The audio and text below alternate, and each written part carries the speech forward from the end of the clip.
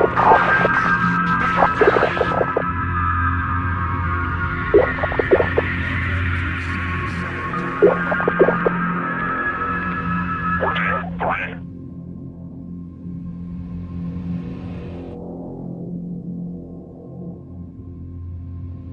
the early 2000s.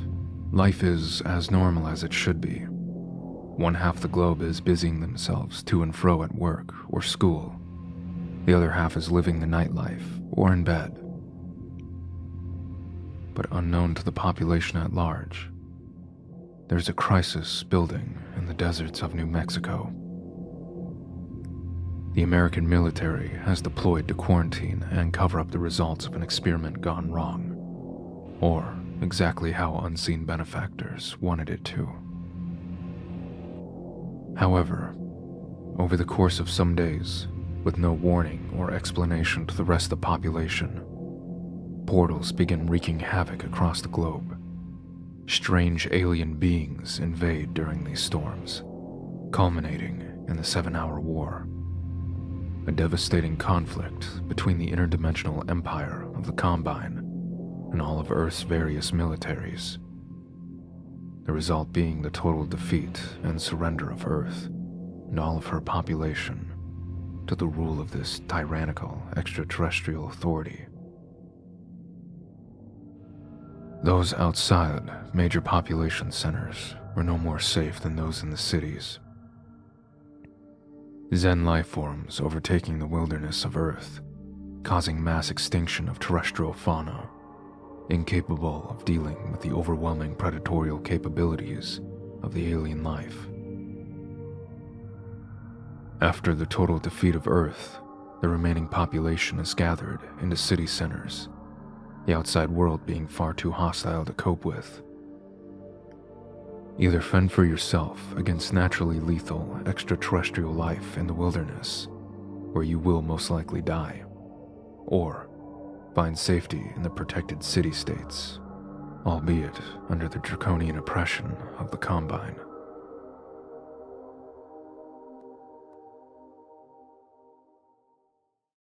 Half-Life is a unique game, especially in the second entry. On the surface, it's a quasi-horror game, overlaid with a coating of action and comedic dialogue that lends itself to the somewhat adjusted nature of the inhabitants. However, it's the world outside of the player's interaction that once you start to look into, things get dark, depressing. An overwhelming sense of hopelessness begins to set in. Let's start from the beginning, with the original game. Taking on the role of Gordon Freeman, a scientist working at Black Mesa. Up until the very moment you expose the anomalous material to the anti-mass spectrometer beam, your life was completely normal. In fact, all life on Earth was normal, going about its business. Who knew, within days, that things would radically change across the globe? Before the release of Half-Life 2, we had no idea just how bad things would get. As far as we knew, Gordon killed the Nihilith and stopped the crisis.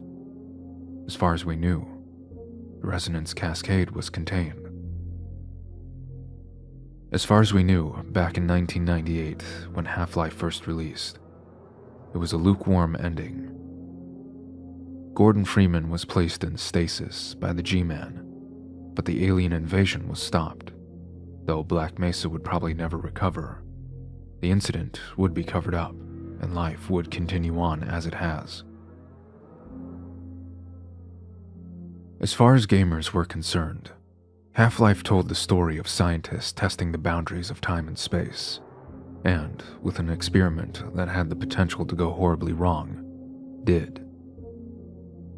Of course, progression in the game shows that Black Mesa had discovered the border world of Zen previous to the game's events, having sent expedition teams to explore and document the new realm. But until the resonance cascade, it seemed to be contained only when Black Mesa sent people through, rather than the rampant, uncontrolled invasion we experience. Before the sequel, One would imagine that Half-Life would be an isolated incident out in the New Mexico desert. The end of the game meant the end of the chaos. But with the release of Half-Life 2, we discover the apocalypse took place.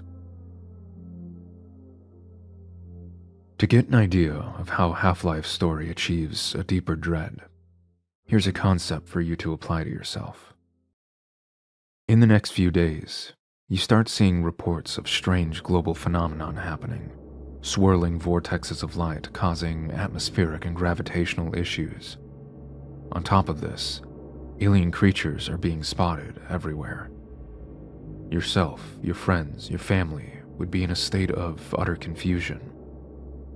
You'd see conspiracy theories that this is all a scheme by the government to sow fear into the population.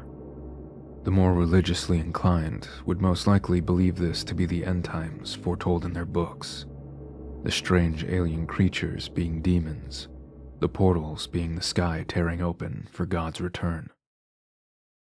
Ironically, those believing it to be some kind of alien invasion would be the most correct.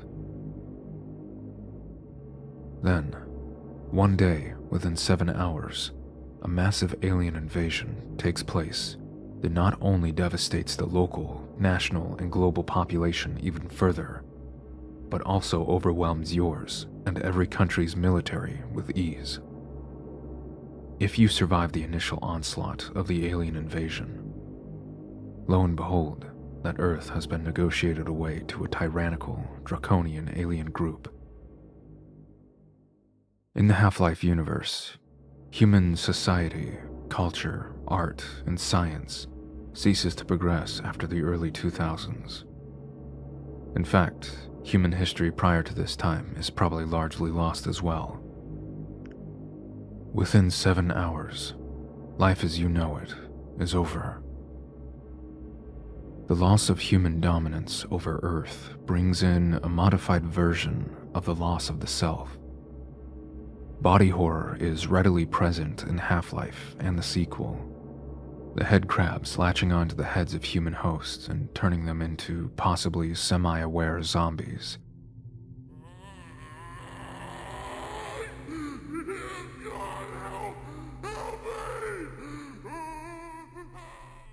To the mutilated stalkers operating central combine structures. But it's the loss of humanity's planetary dominance, culture, and history that lends itself to a loss of the self on a greater scale. What do you belong to now? A defeated and domesticated species. All of this is going to have an effect on people, and we see it in Half-Life 2 within City 17. Mind you, this was around 20 years after the 7-hour war, and everything still feels downright depressing.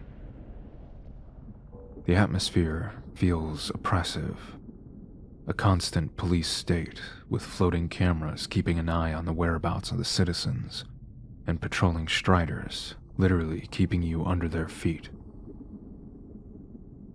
Source games, especially Half-Life, are known for that creepy feeling, even if nothing is happening.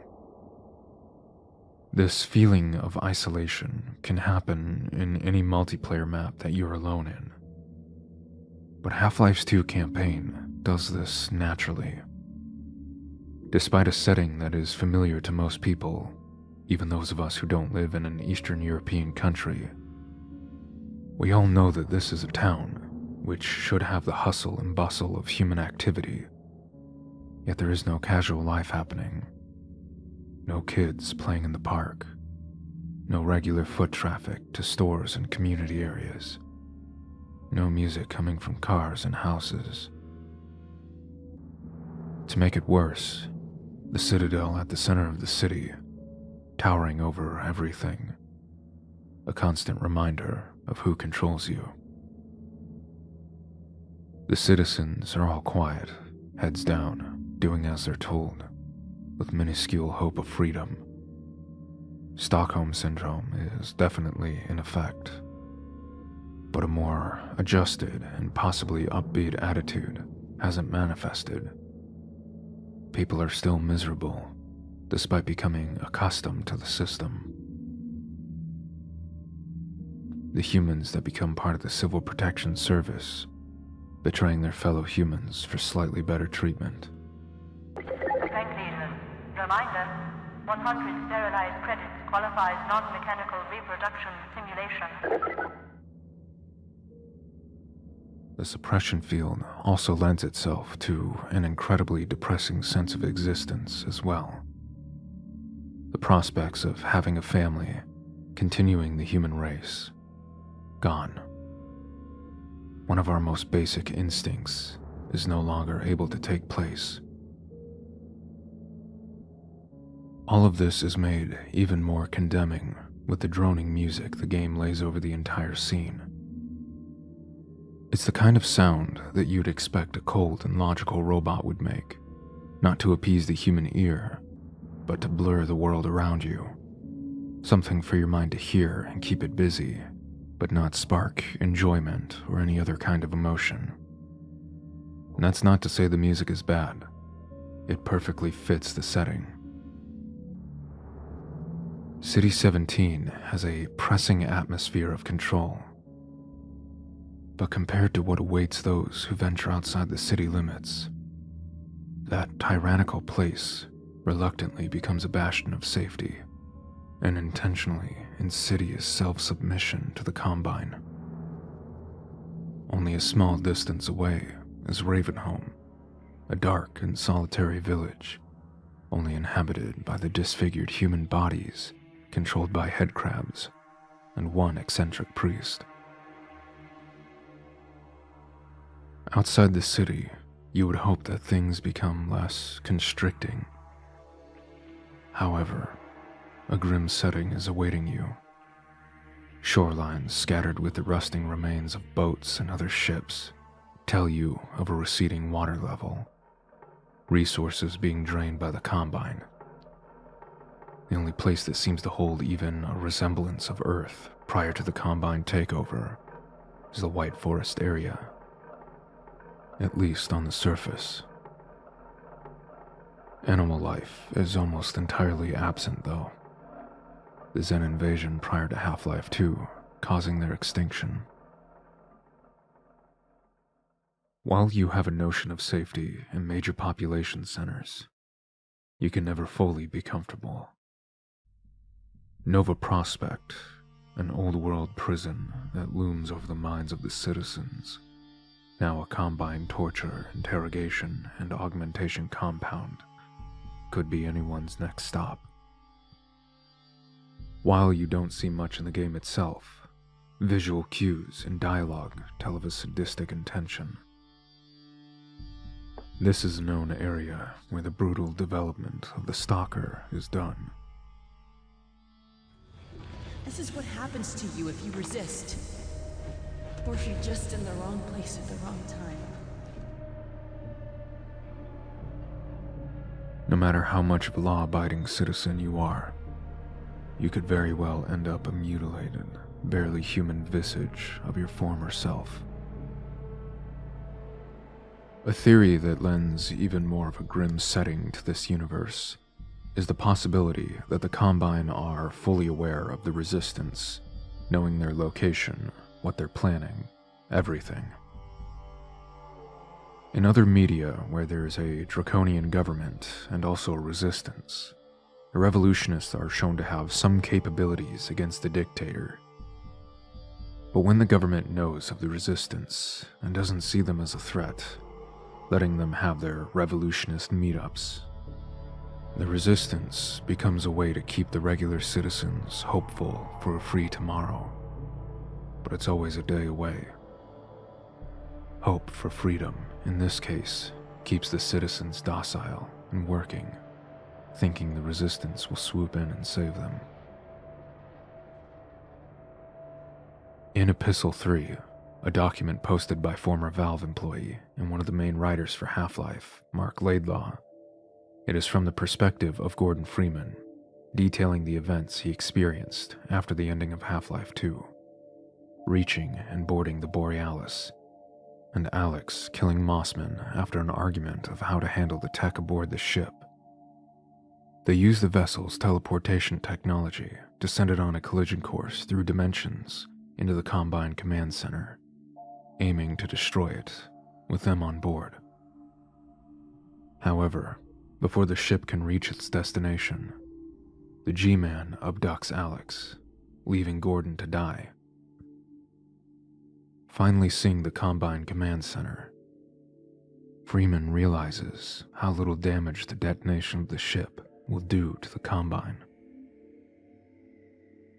Gordon is saved by the Vortigaunts, though being sent sometime into the distant future. It is also unknown if the Resistance was ultimately successful or not. If this was the original route of Half-Life 3, it paints an even more grim picture, but a realistic one. The Combine, their multi-dimensional, multi-planetary rule, being destroyed by the resistance force of one devastated planet, is highly unlikely.